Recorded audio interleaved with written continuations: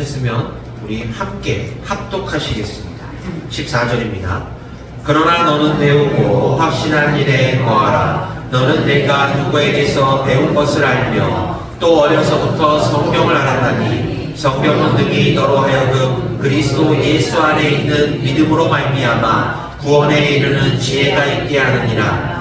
모든 성경은 하나님의 감동으로 된 것으로 교훈과 책망과 바르게 함과 의로 교육하기에 유익하니 이는 하나님의 사람으로 온전하게 하며 모든 선한 일을 행할 능력을 갖추게 하려 함이라. 아멘. 제가 먼저 인사드립니다.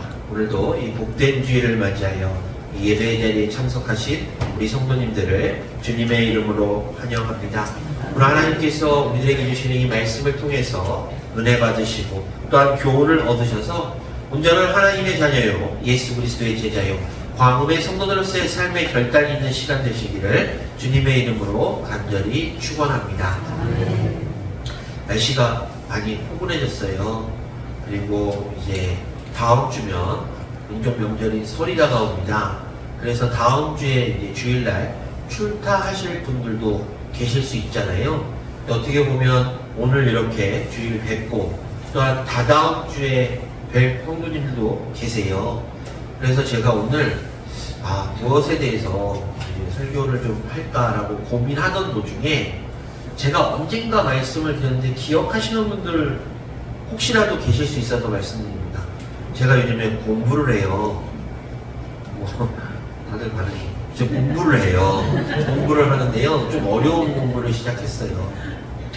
이제 그 외국 대학이어서 학자금 대출도 안 돼요. 그래서 정말 어렵게 공부하고 있는데 그러다 보니까 되게 열심히 듣게 되더라고요. 학비가 비싸거든요. 그래서 열심히 듣는데 제가 지난주 월요일부터 수요일날까지 그 세미나를 좀 갔다 왔습니다. 그 수업을 들었는데 혹시 베이직 교회 아세요? 네, 유튜브로 베이직 교회 아주 유명한 교회죠. 거기 도정민 목사님이라고 계세요. 나중에 사진으로 보여드릴 텐데 그분이 누구시냐면 예전에 MBC에서 앵커 하시던 분이에요. 그 정동영 씨 아시죠? 그분하고 동기신데 MBC에서 이제 앵커 생활을 오래 하시다가 원래 불교 집안이었는데 그 부인 되시는 사모님한테 전도를 받아서 온누리교회에 다니시게 됐대요. 거기서 3년 동안 신앙생활 하시다가 갑자기 나는 신학을 해야겠다라고 생각하셔서 그 한국 그 당시 IMBC 사장님이셨는데 그걸 다 그만두시고 미국으로 유학을 가셔서 지금 제가 공부하는 학교에서 이제 공부를 마치시고 우리나라에 오셔서 50이 거의 60 다 돼가는 시기에 이제 베이직 교회를 개척하셨어요. 지금 교인 수가 현장 예배는 지극히 적은데 온라인으로 예배를 드리면 한 2,000명 정도가 이제 동시적으로 예배를 드리는 그런 대형 교회로 성장을 했는데요. 제가 말씀드리는 그게 아니고 그 세미나 때 강사하셨어요. 그분이 이제 제가 공부하는 분야는 이제 실천신학이다 보니까 실질적인 목회 방침에 대해서 말씀을 해 주시더라고요. 근데 그 베이직 교회는 교회 건물도 없고 모이는 곳이 되게 협소하다 보니까 모든 이런 조직이나 프로그램들이 없대요. 근데 왜 교회가 부흥될까? 물론 목사님의 경력이라든지 목사님의 뒷 배경도 중요하겠지만 그 교회가 정말 목숨 걸고 하는 게 두 개가 있는데 하나는 아침 예배예요. 새벽 예배가 아니고 아침 예배. 그래서 혹시 성도님들 가운데 유튜브 보시는 분들은 6시 반에 유튜브를 드시면 베이직 교회에서 아침 예배를 직접 이렇게 들으실 수가 있어요. 그러니까 아침 예배를 정말 목숨 걸고 하시고 두 번째로는 바로 이 성경입니다. 성경을 어떻게 하냐면요. 그냥 읽어요. 통독을 하는 거예요. 그런데 모이질 못하니까 각자 성도들의 양심과 신앙에 맡겨서 통독을 하게 합니다. 저는 그 세미나 가운데서 다른 중요한 것들도 많이 들었지만 가장 중요한 게 바로 그 두 가지라고 생각을 했어요. 이게 실천신학에 있어서 가장 중요한 거구나. 우리가 하나님의 자녀고 우리가 예수 그리스도의 제자라면 당연히 예배에 목숨을 걸어야 되는 거. 그리고 두 번째, 학생이 공부를 하기 위해서 교과서가 필요하듯이 우리가 하나님을 온전히 알고 하나님의 뜻 가운데 살기로 결심했다라면 하나님께서 우리들에게 어떠한 말씀을 주셨고 어떠한 것을 원하시는지가 정확하게 나와 있는 이 성경을 가까이 하고 성경을 읽어야 되지 않겠나 라는 그런 생각을 하게 되었습니다. 그러다 보니까 우리 교회 광고, 주보 광고를 해보면 실천합시다 해서 뭐 하루에 3장씩 뭐 주일날 5장 해서 일독합시다 라고 얘기하잖아요. 근데 그 교회는 물론 주일학교도 없지만 그 예배에 참석하는 어린아이들도 보통 1년에 2독을 해요. 이거는 매우 놀라운 이야기입니다. 한글을 이제 이제 띈 아이, 그 다음에 초등학생들도 매일매일 이걸 할당량으로 생각하지 않고 성경을 가까이 하고 성경을 읽는 거예요. 그러다 보니까 자연스럽게 성경에 대해서 많은 지식들을 알게 돼요. 목회자는, 이런 말씀드려 죄송하지만 목회자는 하나님의 말씀을 대언하는 것이고 이 성경의 어려운 부분들을 신학교에서 배워서 우리 성도님들한테 쉽게 풀어드리는 역할을 하는 거예요. 실질적으로 내 믿음, 내 신앙은 내가 이끌어가는 겁니다. 오늘 우리가 함께 봉독한 이 본문을 보게 되면 하나님이 말씀하고 계시잖아요. 이 성경은 믿음의 사람들인 우리들에게 매우 유익한 것이기 때문에, 우리들에게 지혜도 주고 우리들에게 교훈을 주는 것이기 때문에 믿는 사람들인 우리들은 당연히 이 성경을 가까이 하고 늘 읽고 늘 묵상해야 된다라고 저는 생각합니다.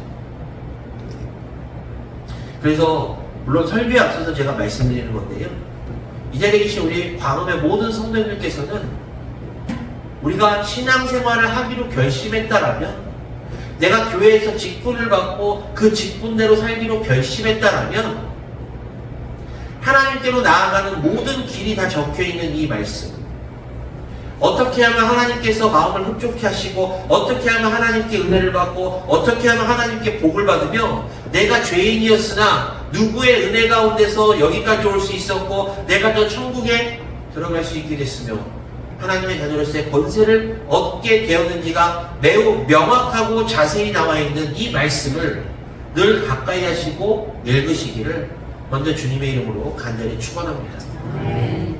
우리 광옥교회도요, 이 성경을 통해서 저는 부흥된다라기보다는 이런 말씀을 드리고 싶어요. 한 발씩 한 발씩 나아가고 싶어요. 한 발씩 한 발씩 전진해 나가고 싶단 말입니다. 교회가 침체되었다는 표현은 쓰지 않는데요, 교회가 답보 상태로 정지되어 있으면 그 교회는 문제가 생겨요. 물이 흐르지 않으면 썩잖아요. 마찬가지로 우리들도 늘 하나님께서 말씀을 통해서 은혜를 주시고 말씀을 통해서 영의 양식을 주시는데 그것들을 갖고 움직이지 않고 가만히 있다라면 분명히 큰 사단이 날 것이 분명합니다. 그래서 제가 지금 준비하고 있는 건 3월달부터 우리도 물론 담임 목사님의 허락이 있어야 되고 있어야 되지만 오후 예배 시간에 성경을 좀 읽고 싶어요. 성경 읽는다고 오후 예배 빠지지 마시고요, 함께 일주일에 혹시라도 내가 주중에 정말로 바빠서 성경을 못 읽는다 하시면 그 예배 시간이라도 참석하셔서 성경을 좀 읽었으면 좋겠습니다. 이 성경을 통해서 하나님을 만나고 성경을 통해서 하나님께서 나에게 무엇을 원하시는가, 성경을 통해서 하나님께서는 나로 하여금 이런 삶을 살기를 원하시는구나, 이렇게 살아야만 내가 하나님의 은혜를 받고 이렇게 살아야만 내가 저 천국에 입성할 수 있겠구나, 내 믿음이 더욱더 견고해지고 내 믿음이 변하지 않겠구나 라는 것을 우리가 함께 체험하면서, 뿐만 아니라 그 체험을 통해서 우리 광옥교회가 한 발 한 발 전진해 나가는 그런 시간이 되기를 간절한 마음으로 소망합니다. 그래서 제가 오늘 이 설교의 제목을 성경은 진리입니까? 라고 말씀드렸어요. 좀 이상하죠? 제가 지금 성경을 읽어야 된다, 성경을 통독해야 된다 라고 말씀을 드렸는데 막상 제목은 성경은 진리입니까? 라고 질문하고 있잖아요. 그 이유는 많은 그리스도인들 가운데서, 제가 생각하기에 많은 그리스도인들 가운데서 그리스도인이라고 자부하면서도 말씀을 가까이 하지 않는 이유 중에 하나가 이 말씀에 대한 의심이 있기 때문이라고 저는 생각합니다. 이 말씀이 정말 하나님이 온전히 나에게 주신 말씀이요 무오하다라는 것을 믿는 분들은 이 말씀이 정확한데 왜 이 말씀을 안 읽고 왜 가까이 하지 않겠습니까? 그런데 그리스도인들 가운데서 신앙생활은 하지만 말씀을 가까이 하지 않는 경우는 말씀을 읽다 보면 이것이 진짜일까? 이것이 과연 있었던 일일까? 라는 조금이라도 의심이 들기 때문에 그 말씀을 가까이 하지 않고 그 말씀을 즐겨하지 않는다라고 생각을 해서 오늘 우리가 함께 공독한 본문을 통해서 이 성경이 진정한 진리인지에 대해서 함께 은혜를 좀 나눠보고자 합니다. 제가 저쪽 교회에서 부목사 생활할 때 한 젊은 청년 교사가 저한테 이런 질문을 했습니다. 아우 목사님, 내가 요즘 성경 읽기에 빠져 있는데 성경을 읽다 보니까 야, 이 성경이 이렇게 재밌는 건지 처음 알았습니다. 그래서 계속해서 읽다 보니까 내 신앙생활에 있어서 이 성경은 정말로 중요한 것이구나 라는 것을 깨닫게 되었고, 이 성경을 읽다 보니 내 믿음이 흔들렸던 것, 내 작았던 믿음을 되돌아보게 되고 반성하게 되고 앞으로의 삶을 온전히 결단하게 되었습니다 라는 그런 이야기를 제가 들은 적이 있습니다. 그런데 여기서 그런데가 들어갑니다. 그런데 제가 한 가지 의문이 드는 게 있는데, 제가 시중에서 책을 읽다가 그리스 로마 신화에 대한 책을 읽다 보니 그 책을 쓴 사람들의 일부분의 주장 가운데 하나가 신화와 이 성경에서 나오는 사건이 유사해서 곧 성경은 허구고 이 신화를 통해서 성경이 이렇게 조작되었다라는 그런 이야기들을 듣게 되었습니다. 그래서 제가 조금 의심이 듭니다. 그런 이야기를 하더라고요. 또 얼마 시간이 지나서 한 집사님이 그런 얘기를 하셨어요. 저는 다큐멘터리를 너무 좋아해서 다큐멘터리를 즐겨보는데 고대 다큐멘터리를 보다 보니까 이 성경에 대해서 말하기를 콘스탄틴 황제가 자신의 정치적인 역량을 강화하기 위해서 이것저것 그냥 떠도는 이야기들을 다 묶어서 말씀으로 성경으로 만들었다고 하는데 그 말이 사실입니까? 라고 질문을 받은 적이 있습니다. 사랑하는 광역교회 성도 여러분, 오늘날 우리가 가장 휴대폰을 키면 제일 많이 보는 게 뭐죠? 유튜브잖아요. 유튜브는요 정말 허무맹랑한 말들도 많이 있고 음모론부터 시작해서 가짜뉴스가 가장 판치는 사이트가 바로 이 유튜브예요. 그 유튜브를 보면 기독교를 반대하는 안티 크리스티 이런 사람들이 이런 이야기들을 종종 하곤 해요. 그런데 많은 그리스도인들이 그 말씀을 보면서 혹해서 넘어가는 경우도 분명히 있습니다. 왜 넘어가는가? 제가 아까 서두에 말씀드린 대로 이 성경을 읽었지만 성경에 대한 의심이 있기 때문에 그 음모론과 거짓된 뉴스를 통해서 그 의심이 조금씩 커져가며 결국은 그 거짓 뉴스를 믿게 되고 그리스도 그리고 기독교를 불신하게 되는 그런 결과가 나오고 있다는 것입니다. 근데 우리가 상식적으로 생각하면요, 너무 말도 안 되고 허무맹랑한 주장임에도 불구하고 무언가 빠지게 되면, 그것에 몰두하게 되면 그것이 거짓인지 아닌지 올바른 판단이 안 돼요. 분별이 안 되다 보니까 거기에 넘어가게 되어 있다는 것입니다. 그래서 저는 이 성경을 제대로 알고 이 성경이 진짜 진리라는 것을 온전히 알아야만 이 자리에 저를 포함한 우리 광음의 모든 성도님들도 그러한 일을 당하지 않겠구나라는 생각을 하게 되었습니다. 오늘 본문은요, 우리들에게 성경은 정확하고 성경은 거짓이 없으며 성경은 무오하다라고 말하고 있어요. 이 성경에 먼저 성경을 보면요, 성경이 조금 전에 말씀드린 대로 우리가 성경에 대해서 무지하게 되는 순간 오해가 생기게 됩니다. 예전에 방송을 보다 보니까 이런 얘기를 들었어요. 못 배운 사람이 신념이 생기게 되면 그 사람이 제일 무서운 사람이다 라는 그런 이야기를 제가 들었습니다. 우리는 그리스도인으로서 지금 이 자리에 나와서 예배하고 있지만 심지어 모태신앙인 경우도 있고 태어나자부터 영하고 뭐 주일학교를 거쳐서 청장년부 해가지고 지금 여기까지 오신 분들도 계시겠지만 중요한 것은 그렇게 몇십 년 동안의 신앙생활을 통해서 우리가 이 성경에 대해서 완벽하진 않다 할지라도 어느 정도 알고 있다라면 절대적으로 이런 허무맹랑한 일에 뉴스에 넘어가지 않는다라는 것을 기억해야 됩니다. 성경을 공격하는 억지 주장을 제가 몇 가지 요약해보면 첫 번째로 성경에 이런 내용들이 과연 과학적으로 맞는가? 라는 그런 질문을 던져요. 또 두 번째로는 성경에 이런 내용들은 역사적으로 봤을 때 전혀 기록이 없는 허구다 라는 그런 의문을 던집니다. 그렇기 때문에 성경은 역사적 사실을 배경으로 한 것도 아니고 그냥 우리가 보통 얘기하는 썰 이런 것들을 모아서 그냥 만들어 놓은 하나의 허구야 라는 그런 표현을 하곤 합니다. 예수는 신화다라는 이 책 읽어보신 분 계세요? 예수는 신화다라는 이 책이 대표적으로 그리스도인들을 공격하는 내용입니다.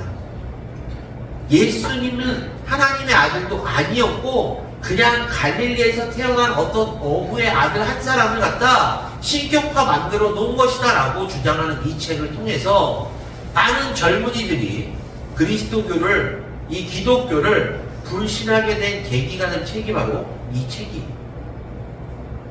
왜 사람들은 이 책에 열광했는가? 그리고 많은 그리스도인들이 왜 이 책을 보고 돌아섰는가? 바로 말씀에 대한 무지, 성경에 대한 무지가 있었기 때문입니다. 아까 말씀드렸던 이 콘스탄틴 황제가 그렇게 집필한 것이 아니에요, 성경은. 그리고 이 성경은 하나님께서 우리들에게 주신 온전한 말씀이기 때문에 우리들은 늘 가까이 하고 이 말씀을 제대로 알아야지만 하나님께서 나에게 무엇을 원하시는지를 알 수 있게 됩니다. 사랑하는 광원교회 성도 여러분, 제가 조금 전에 말씀드린 대로 성경은 허구야, 그리고 성경은 과학적이지 않아 라고 주장하는 것은 정말 말이 안 되는 내용이에요. 왜냐하면 이것은요, 좀 쉽게 비유하자면 우리가 전자제품을 주문했는데 110V짜리가 온 거예요. 그런데 그 110V짜리를 220%에 꽂으려고 하면 꽂아지겠습니까? 안 꽂아지잖아요. 그렇기 때문에 기본 근거 자체가 매우 잘못된 내용입니다. 이 성경은요, 성도님들 잘 아시겠지만 역사책이 아니에요. 이 성경은 과학책도 아닙니다. 이 성경은요, 진리의 책이며 계시와 언약의 말씀이잖아요. 그렇기 때문에 성경은 과학이나 역사를 전하기 위해서 기록된 책이 결코 아니기 때문에 그것을 과학과 접목시켜서는 안 돼요. 하나님께서 우리들에게 주시는 은혜의 말씀을 모아놓은 것이요, 우리들의 인생의 길잡이 그리고 신앙의 길잡이를 위해서 하나님께서 이 세상 사는 동안 너희가 죄짓지 않고 하나님 뜻 가운데서 온전하게 살게끔 하시기 위해서 우리들에게 주신 가장 큰 선물 중에 하나인 바로 이 성경이라는 것입니다.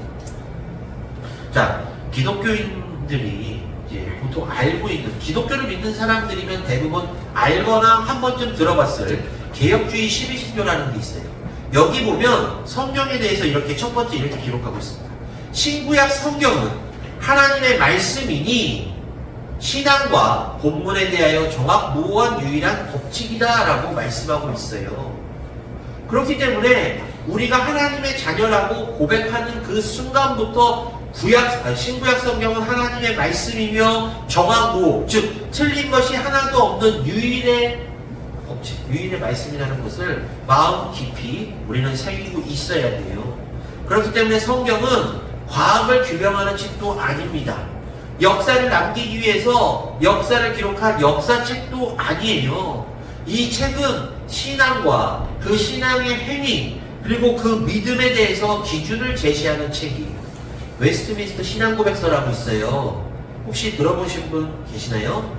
이 웨스트민스터 신앙고백서는 그리스도인들이 이제 신앙 고백에 대한 내용들이 기록되어 있는데, 여기 보면 1장 성경에 관해서 이렇게 이야기하고 있습니다. 성경은 하나님의 영감으로 주어진 것으로 믿음과 생활의 기준이 된다.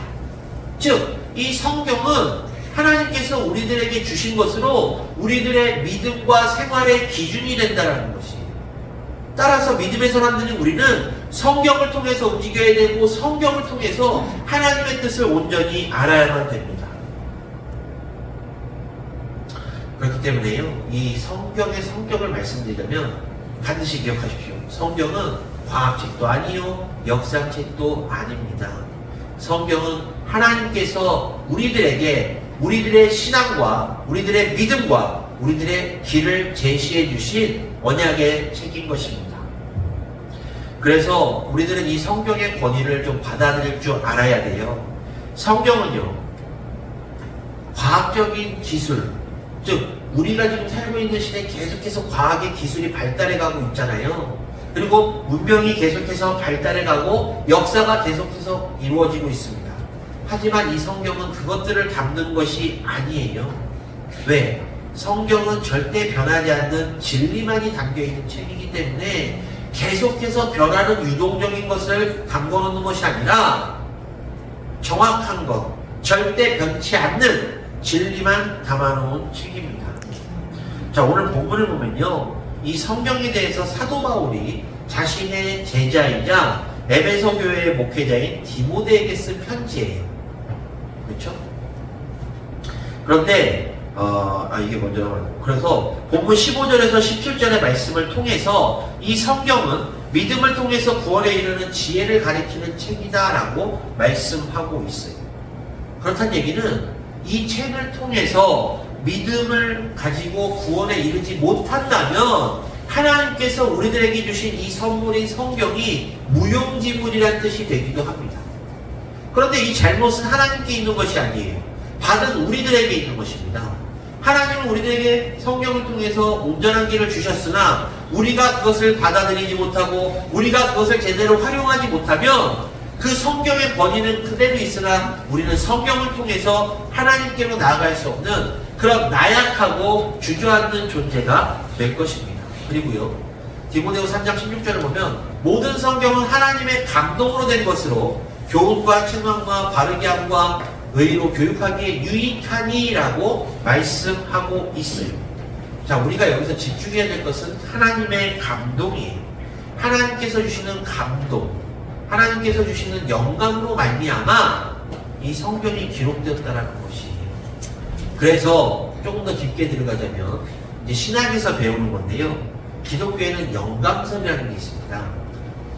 영감설. 이 영감설은 뭐냐면 이 성경이 하나님의 영감에 의해서 쓰여졌다라고 말하는 거예요. 잘 안 보이시죠?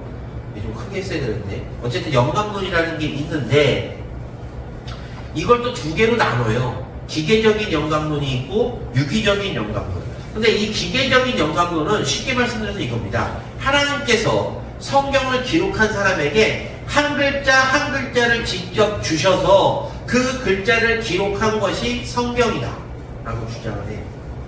하지만 대다수의 교회들, 대다수의 복음주의 교회들은요, 이 기계적인 영감론이 아니라 유기적 영감론을 믿는데, 이것은 그거예요. 하나님께서 성경을 기록하는 사람들에게 영감을 주셔서 하나님과 성경을 기록한 사람들이 함께, 하지만 모든 것의 주권은 하나님께 있으며 그 가운데 성경이 기록되었다라는 뜻입니다. 사랑하는 광업교회 성도 여러분, 이처럼 성경은요, 하나님께서 영감을 통해서 우리들에게 주신 선물입니다. 하나님께서 우리들에게 주신 메시지, 그 메시지, 이 본문의 내용들은요, 결단코 우리들로 하여금 타락의 길로 인도하는 그런 내용들이 아니잖아요. 성도님들 가운데 지금까지 신앙생활 하시면서 성경 몇 독 하셨습니까? 한번 생각해 보십시오. 성경 몇 독 하셨어요? 내가 지금까지 살면서 내가 신앙생활 한 지 30년 됐는데 주일학교 빼고 대략 15년 감안했을 때 최소 10독 하셨습니까? 우리 광원교회뿐만 아니라 대부분의 모든 교회들이 성경을 읽기를 권면해요. 그리고 성경 통독을 하는 교회도 있고 성경 통독을 같이 하거나 아니면 조를 짜서 성경을 강제로 읽게 하곤 합니다. 왜 그럴까요? 왜 교회에서 강제적으로 성경을 읽어야 됩니다 하면서 조까지 짜서 그 성경을 읽은 것을 뭐 카카오톡이나 메신저를 통해서 증명하게끔 할까요? 성경이 그만큼 중요한 것이기 때문이에요. 하나님께서 자신이 직접 영감을 통해서 우리들에게 주신 선물, 이 선물을 통해서 우리들은 구원의 길로 나갈 수 있고 하나님께로 나갈 수 있고 하나님께서 우리들에게 무엇을 원하시고 하나님께서 그것들을 통해서 무엇을 받기를 원하시는지가 너무나도 명확히 나와 있는 책. 그리고 이 성경을 통해서 우리가 삶의 지혜도 얻을 수 있고 유익도 얻을 수 있는 이 책. 우리 너무나도 많이 들어서 잘 알고 있지만 이 책이 그런 책인 것을 잘 알고 있으나 이 책을 가까이 하지 못하는 이유가 있기 때문이라는 것이 사랑하는 광업교회 성도 여러분, 저는 이 성경이 정말 우리들의 신앙에 있어서 매우 중요한 것이라고 생각합니다. 우리가 학생들이 대학을 가기 위해서 진학하기 위해서 수험이라는 걸 하잖아요. 그럼 그때 푸는 문제집을 수험서라고 해요. 그렇죠? 문제집을 통해서 앞으로 어떤 시험이 나올 것인지를 미리 예측하고 예비하는 겁니다. 마찬가지로요, 우리들의 삶 가운데서 우리들의 인생의 여파, 우리들의 인생의 고난이 닥쳐올 때 그것들을 어떻게 이겨낼 것인가를 분명히 성경은 우리들에게 명확하게 알려주고 있어요. 그런데 많은 그리스도인들이 시험이 닥쳐왔을 때, 고난이 닥쳐왔을 때 그것들을 이기지 못하고 좌절하고 낙심하고 낭망하는 경우가 많이 있습니다. 이 성경책, 이 성경을 보면 그것들을 이길 수 있는 내용들이 분명히 있음에도 불구하고 왜 그것들을 발견하지 못하고 찾지 못하고 낙심하고 좌절하는가? 우리들은 돌아보고 반성해야 한다는 것입니다. 제가요, 과거에 신학교 다닐 때 그때 신학교에서 1440 운동이라는 걸 했어요. 하루에 4시간 기도하고 성경을 40장 읽자. 성경을 하루에 40장씩 읽으면요, 한 30일 좀 넘어가면 성경을 1독을 해요. 그래서 참 웃기게도 신학교에서도 상품을 걸었는데 가장 많은 성경을 읽은 사람을 성지순례를 보내줘요. 저는 그 얘기를 듣고 좀 기가 막혔습니다. 아니 그래도 목회자가 될 사람인데 내가 말씀을 연구할 사람이고 말씀을 증거하고 선포해야 될 사람들이 모여서 공부하는 것이 학교인데 얼마나 성경을 안 읽으면 성경을 많이 읽은 사람을 성지순례 보내준다고 이렇게 상품까지 걸까? 그래서 제가 신학교를 이렇게 다니면서 느낀 것 중에 하나가 와, 정말 성경 안 읽는구나. 그걸 한번 느꼈습니다. 물론 저도 그 부분에 대해서 반성합니다. 저 신학교 때 성경 진짜 많이 읽었거든요.